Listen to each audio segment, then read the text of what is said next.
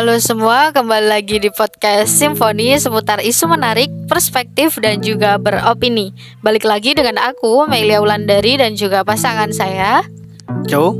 Dimana kita gak kerasa udah berada di episode ke-11 dari Simfoni. Di sini kita akan bahas mengenai berita yang viral mengenai adanya resesi seks di beberapa negara. Yang sebelumnya viral adalah mengenai resesi seks di negara Jepang, di mana berita terakhir mereka mengumumkan bahwa membutuhkan sekitaran 400 jomblo untuk menjadi pasangan dari orang-orang Jepang. Kemudian mereka mendapatkan insentif dari pemerintah langsung gitu. Kalau menurut kamu nih, mungkinkah negara Indonesia mengalami resesi seks ini juga? Sedangkan yang digadang-gadang dari pemerintah bahwa Indonesia akan menyambut adanya bonus demografi. Oke, terkait Indonesia yang digadang-gadang juga akan mengalami yang namanya resesi seks. Menurut aku sendiri, hal ini memiliki potensi yang cukup kecil. Karena ada perbedaan di Indonesia dan juga di Jepang misal, yang tadi disebutkan sudah mengalami resesi seks. Di Jepang, mereka itu lebih fokus terhadap karir, dan mereka ketika mau menikah harus memikirkan yang namanya modal untuk pernikahan, biaya hidup pasangan atau untuk berdua ya, dan juga biaya hidup terkait anak-anak mereka. Akan tetapi di Indonesia itu berbeda. Di Indonesia kita bisa di sore hari kita membicarakan kalau kita tidak punya uang atau tidak memiliki simpanan apapun. Tapi di pagi hari kita bisa saja langsung menikah gitu. Itu adalah keunikan orang di Indonesia, bahwasanya walaupun kondisi finansial yang masih belum stabil, mereka berani untuk melakukan pernikahan. Berdasarkan hal ini, maka saya berani mengatakan kalau resesi seks di Indonesia itu kecil sekali kemungkinannya untuk saat ini atau beberapa tahun ke depan. Jadi seperti itu. Oke, kemungkinannya berarti dari adanya resesi seks yang viral, kemungkinan kalau di Indonesia itu kecil. Aku juga mau tanya nih, adanya resesi seks tetapi dengan berita mengenai kasus pelecehan seksual yang marak, itu apakah sejalan gitu? Atau perbandingannya itu terbalik atau gimana kalau menurut kamu? Oke, kalau menurut aku sendiri itu adalah suatu kasus yang berbeda. Karena kalau kita membicarakan resesi seks, itu adalah pokok pembahasannya terkait pasangan yang masih enggan untuk memiliki anak. Semisal kalau kita tahu beberapa waktu terakhir itu ada fenomena child free yang dibawa juga oleh Kitasa. Sedangkan kalau kasus pelecehan seksual itu lebih ke kurangnya kemampuan dalam memanajemen birahi seksualnya. Jadi menurut aku sendiri adalah hal yang berbeda, kasus yang berbeda. Karena kita membicarakan resesi seks, maka itu akan berhubungan dengan yang namanya demografi, bukan terkait bagaimana pemenuhan hasrat seksualnya saja. Jadi seperti itu. Oke, aku tertarik sama statement bahwa di Indonesia itu unik. Cara mereka berpikir itu yang dipikirkan sore hari ini bisa saja berganti di esok hari gitu ya. Oke, karena mungkin kita menggadang-gadangkan adanya bonus demografi ya. Kan di sana juga ada stigma di masyarakat bahwa semakin banyak anak, semakin banyak rezeki gitu. Lalu itu menjadi faktor adanya kegagalan demografi di Indonesia gak sih? Karena mereka mungkin memahami stigma itu dengan cara tidak penuh, karena mereka hanya ingin kayak ya udah nikah aja dulu, entah kehidupan di keluarga aku kayak gimana pikir nanti aja. Itu bukankah justru jika mereka mungkin beneran tidak siap, apakah kualitas SDM-nya bisa memenuhi adanya bonus demografi itu? Oke, jadi ketika kita membicarakan terkait demografi ya tadi ya, bahwasanya kita akan mengalami, kalau kata pemerintah Indonesia, bonus demografi, di mana kita memiliki banyak penduduk ya, atau banyak keturunan. Melalui stigma atau pola pikir banyak anak banyak rezeki, memang kalau kita berbicara dari perspektif agama, anak itu memang membawa rezekinya sendiri ya. Akan tetapi hal ini tidak bisa diuji secara akademis. Bahwasanya ketika seseorang memiliki perekonomian yang belum mapan, itu dapat berpotensi memberikan kualitas yang buruk terhadap keturunannya atau anaknya. Begitupun dengan kondisi perekonomian negara. Ketika kita mengetahui di Indonesia kesiapan menikah itu bukan dilihat dari faktor kemapanan finansial, ketika suatu saat terjadi gejolak ekonomi atau penurunan lah dalam kata ekonomi, maka keluarga ini juga akan mengalami konflik bahkan sebelum mereka memiliki anak. Jadi sebelum terjadi yang namanya resesi seks atau keturunan ini tadi, mereka bisa berkonflik dengan pasangannya sendiri. Pemerintah bisa mengatakan bahwasanya kita akan mendapatkan bonus demografi dengan banyaknya orang yang menikah melalui data-data di KUA. Akan tetapi pemerintah luput dalam membacanya karena mereka tidak melihat bagaimana perkembangan perekonomian yang dimiliki dari setiap keluarga. Perekonomian yang kurang mapan di dalam keluarga itu bisa menyebabkan ketidakharmonisan dalam keluarga, seperti KDRT, dan juga nanti ada anak yang putus sekolah dan lain sebagainya, bahkan sampai kepada perceraian. Hal ini kurang mendapatkan sorotan, padahal hal ini juga termasuk yang menyebabkan resesi seks di Indonesia. Karena mungkin ada beberapa orang yang mungkin sudah terbuka pemikirannya, kalau mereka ingin menikah atau ingin punya anak, maka mereka harus memiliki kemapanan finansial terlebih dahulu. Jadi seperti itu. Oke, kalau menanggapi adanya tindak lanjut dari ketidaksiapan sebuah keluarga, itu kan kamu memaparkan bahwa akan terjadinya tindak lanjut seperti konflik dalam rumah tangga gitu ya, seperti kekerasan, putus sekolah. Itu berarti juga mendorong adanya terjadinya kegagalan demografi itu. Seharusnya iya kalau kita berbicara secara akademik ya, karena mereka mulai memiliki sudut pandang yang terbuka dan mereka mulai memahami bahwasannya ketika mau membangun keluarga mereka memerlukan finansial yang mapan. Akan tetapi dengan kasus yang ada di Indonesia, seharusnya pemerintah sudah menanggulangi hal tersebut dengan beberapa jaminan-jaminan sosial. Akan tetapi yang perlu dipertanyakan kembali, apakah jaminan-jaminan sosial atau subsidi yang diberikan oleh pemerintah ini sudah tepat sasaran? Kalau kita membicarakan hal tersebut, saya rasa juga masih belum sepenuhnya tepat sasaran. Seperti jaminan kesehatan. Ketika kita bicarakan jaminan kesehatan, apakah kualitas obat yang diberikan juga sesuai dengan penyakit yang diderita? Terus juga ketika kita membicarakan BLT, apakah kaum menengah ke bawah yang lebih diutamakan atau justru kaum kelas menengah juga itu ngeyel untuk dapat BLT? Dan juga misal di bidang pendidikan anak ya, kita tahu ada yang namanya bidik misi yang sekarang berubah nama jadi KIP, Kartu Indonesia Pintar. Apakah mereka sudah tepat sasaran atau justru anaknya orang kaya itu mendapatkan KIP gitu? Karena kan nggak mungkin kalau orang di bawah menengah ke bawah itu menggunakan HP iPhone kan, seperti itu. Jadi yang perlu digarisbawahi juga terkait bagaimana pola pemerintah untuk memberikan jaminan ekonomi di negaranya itu sendiri. Karena kan kalau kita berkaca kepada Undang-Undang Dasar, setiap orang berhak memiliki kehidupan yang layak.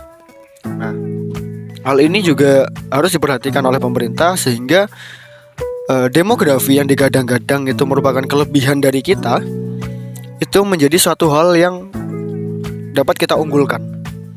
Karena ketika demografi tanpa adanya tunjangan seperti SDM yang baik, maka bukan menjadi bonus demografi, tapi akan menjadi bencana demografi. Jadi seperti itu. Oke, berarti bukan menjadi bonus, tetapi justru akan menjadi bumerang bagi Indonesia, yaitu sebagai bencana gitu ya. Oke, pemerintah juga mengakui bahwa Indonesia mungkin saja tidak terdampak dari adanya resesi seks maksud saya, di mana pernikahan di KUA sudah dipermudah. Terlihat banyak sekali KUA yang mengadakan pernikahan massal. Apakah alasan tersebut juga sudah meyakinkan bahwa Indonesia memang benar-benar bisa tidak akan merasakan adanya resesi seks? Oke, Menurut saya terkait bagaimana syarat menikah dari pemerintahan ya, terutama di KUA, itu belum bisa menjamin terkait Indonesia tidak terkena ancaman resesi seks. Karena hal ini terkait bagaimana pola pikir yang ada dalam masyarakat. Ketika pola pikirnya masih tidak memerlukan kemapanan finansial untuk menikah, maka resesi seks akan tetap aman. Akan tetapi ketika masih belum ada jaminan terkait kondisi finansial, maka hal ini tetap menjadi ancaman kepada resesi seks yang ada di Indonesia.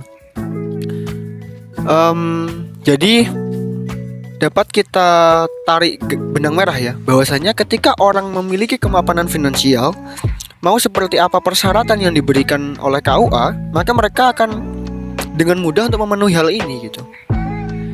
Dan juga mau dipermudah seperti apa persyaratan-persyaratan untuk menikah di KUA, apabila mereka memiliki pola pikir jika belum mapan finansial bukan waktunya untuk menikah, maka mereka tidak akan berangkat untuk menikah. Jadi seperti itu. Jadi dapat disimpulkan bahwa orang menikah itu tidak bicara mengenai finansial saja, tapi juga mengenai mental, sosial juga, dan sebagainya gitu. Terus aku tertarik juga masalah yang nikah akhir-akhir ini mereka malas ribet. Di KUA sajalah sederhana. Sedangkan kalau budayanya orang Indonesia, kita kalau nikah itu harus kumpul-kumpul, makan enak, terus harus kalau bisa dengan adanya pernikahan kita tunjukkan kalau emang kita nikah loh gitu. Jadi kayak dipermudah aja gitu. Kalau semisal dengan budayanya Indonesia yang seperti itu, tapi karena KUA-nya sendiri mempermudah, kayaknya juga kalau Indonesia masih menganut budaya yang demikian, ya tidak akan gitu. Ya dipermudah atau enggak, yang merasakan juga mereka. Terus kalau melihat fenomena tersebut sih, apa mungkin sih kalau dari mereka itu bukan mengalami adanya resesi seks, tetapi mengalami resesi pernikahan. Jadi gini, mereka itu bukan tidak mau atau gairahnya itu menurun di seks, tapi takut menjalin komitmen dalam ranah pernikahan. Atau mungkin gitu, mungkin kalau di sini ya, kalau menurut kamu. Hal itu juga bisa terjadi ya. Akhirnya masyarakat Indonesia dapat mencapai titik ketika mereka mulai fokus kepada karir, sehingga mereka mulai takut dalam menjalin hubungan yang dalam bentuk terikat seperti itu. Maka mereka akan menunda pernikahannya. Sedangkan kalau terkait nafsu seksualnya itu memang tidak akan menurun gitu. Coba aja kita buka di Play Store ya. Ketika masih ada pengguna atau tingkat download kepada aplikasi hijau, ketika itu masih tinggi, maka ya tetap masih ada nafsu-nafsu seksual yang berusaha untuk dipenuhi. Jadi seperti itu. Jadi karena nafsu seksual itu, kalau kata Panji Pragiwaksono kan naluri alamiah manusia. Kalau kata Panji kan kayak orang mau boker. Ketika kita cari WC dan WC-nya tutup, maka kita akan cari WC yang lain.